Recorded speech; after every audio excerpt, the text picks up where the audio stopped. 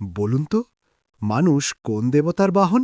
আর ছাগল, কুকুর, কাক এরা কার? শুনতে অদ্ভুত লাগছে, তাই না?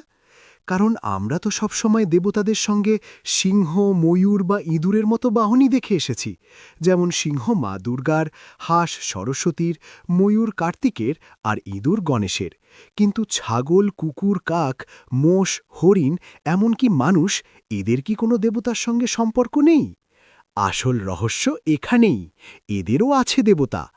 অগ্নিপুরাণ অনুযায়ী ছাগল হল অগ্নিদেবের বাহন, মুরগি হল বহুচড়া আম্মার বাহন, মা পার্বতীর এক বিশেষ রূপ। কুকুর হল কাল ভৈরবের বাহন, শিবের এক ভয়ঙ্কর রূপ। কাক হল ধূমাবতীর বাহন, এক রহস্যময়ী দেবী। মোষ হল যমের বাহন, মৃত্যুর দেবতা। হরিণ হল চন্দ্রদেবের বাহন, যার সঙ্গে চাঁদের গভীর সম্পর্ক রয়েছে। আর বামন পুরাণ অনুযায়ী মানুষ নিজেই হল কুবেরের বাহন। এবার একটু ভেবে দেখুন, যে প্রাণীগুলোকে আমরা একেবারে সাধারণ ভাবি, তাদের মধ্যেও লুকিয়ে আছে দেবত্বের ছোঁয়া।